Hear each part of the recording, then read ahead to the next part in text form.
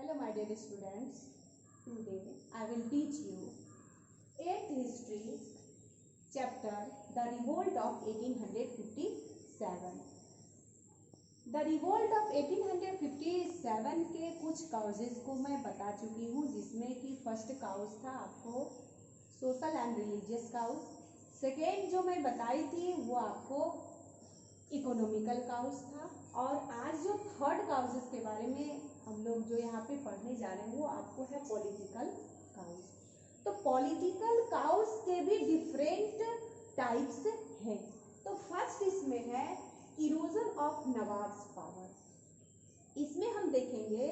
कि किस कारण से यहाँ के जो नवाब थे या राजा थे उसका पावर क्यों रिड्यूस होता चला गया, क्यों उनका इरोजन हो गया, क्यों वो उनके पावर दिनों दिन घटते क्यों चले गए। तो सीधी सी बात है, जब ब्रिटिश ईस्ट इंडिया कंपनी यहाँ पे आई और यहाँ पर आने के बाद वो जगह जगह रहना भी शुरू कर चुके थे, राजा के कोर्ट्स में हो या अपने टेरिटोरीज के अंदर जब वो रहना शुरू कर दिए तो वो राजा के कामों में यानी कि उनके गवर्निंग पावर में वो इंटरफेरेंस करना शुरू कर दिए, जिसके चलते राजा और नवाब का जो पावर था वो रिड्यूस होता चला गया। अब सेकेंड देखेंगे डिसकर्टसी टू द मुगल एम्परर, यानी कि British east India company Mughal emperor के प्रति वो जो बिहेव था उनका बिहेव भी अच्छा नहीं था। The company had been planning, ये कंपनी बार बार प्लानिंग करती रहती थी कि किस प्रकार मुगल एम्पायर की जो डायनेस्टी है ये कब खत्म हो जाए, यानी इनका डिक्लाइन हो जाए। इनके तहत लॉर्ड डलहौजी 1849 में अनाउंस किए थे कि उनका बहादुर शाह जफर जो रेड फोर्ट में रहते थे, यानी कि आप उस किला को, उस रेड फोर्ट को आप खाली करके अन्यत्र कहीं चले जाएं, यानी कि वो अब रेड फोर्ट ब्रिटिश टेरिटोरीज के अंदर मिला लिया जाएगा। और उसके बाद से रेड इनके बहादुर शाह जफर के कोई भी इम्परर के रूप में सामने नहीं आए, यानी कोई भी सक्सेसर इनके आगे नहीं बढ़ते हैं। तो ब्रिटिश ईस्ट इंडिया कंपनी का पावर दिनों दिन बढ़ता चला गया। अब इसमें देखेंगे treatment mated out of the नाना साहब, यानी नाना साहब के साथ भी उनका जो ट्रीटमेंट था वो भी अच्छा नहीं था, क्योंकि नाना साहब और British east India company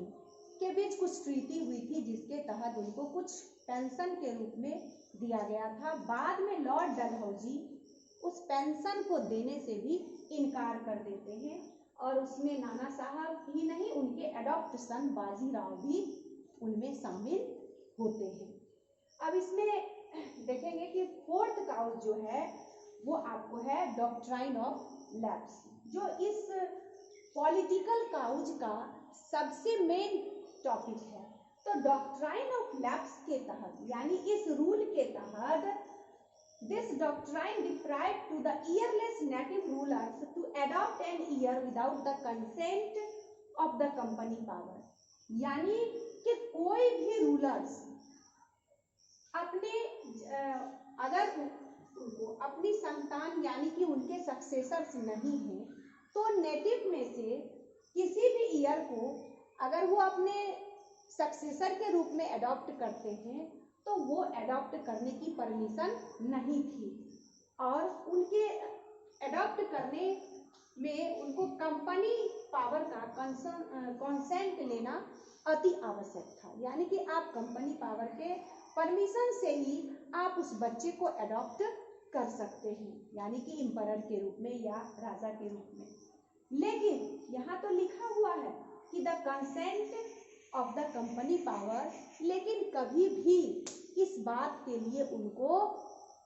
permission नहीं मिलती थी। जैसे कि इसमें एग्जाम्पल में हम लोग जानते हैं कि झांसी की रानी लक्ष्मीबाई के जो पति थे आपको गंगाधर राव, जब उनकी मृत्यु हो जाती है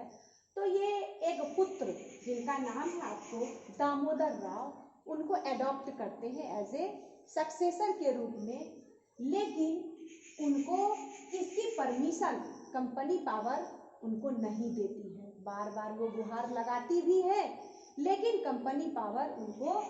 इस चीज की परमिशन नहीं देते हैं, जिसके चलते हम देखे थे कि किस प्रकार 1857 के बाद यानी 1858 में दोनों में बहुत घमासान युद्ध होने के बाद झांसी को वो अपने अंदर घेर लेते हैं। तो इस डॉक्ट्राइन ऑफ लैप्स के तहत सिर्फ झांसी ही नहीं है, इसके अंतर्गत सतारा भी है, संबलपुर है, उदयपुर है, नागपुर है और झांसी भी है। तो ये सारे टेरिटोरीज को वो हड़प के यानी कि अपने ब्रिटिश टेरिटोरीज में मिला लेते हैं। और लास्ट जो आपको इसका जो लास्ट टॉपिक है वो है एनेक्सेशन ऑफ अवध। अब एनेक्सेशन ऑफ अवध, जब इनके जो सारे रूल एनेक्सेशन ऑफ अवध पे जब नहीं लागू होते हैं, तो वहाँ यानी कि इस अवध को किस रूप में एनेक्स्ड करते हैं, तो Awadh was annexed on the ground of misgovernment, यानी कि लॉर्ड डलहौजी ने मिसगवर्न यानी कि वहां पे कुशासन फैली हुई है, जिसके तहत उनके आधार पर इस अवध को ब्रिटिश टेरिटोरीज में मिला ली जाती है। और इस कुशासन की जो खबर देने वाले व्यक्ति थे वो आपको थे जेम्स आउटरम, जो इनकी सूचना लॉर्ड डलहौजी को देते हैं। और लॉर्ड डलहौजी इस ऑन द ग्राउंड ऑफ मिसगवर्न के आधार पे अवध को भी अपने में मिला लेते हैं। तो इस प्रकार हम क्या देखते हैं पॉलिटिकल काउज के अंतर्गत कि यहाँ पे जितने भी लैंड प्रॉपर्टी हैं या शासन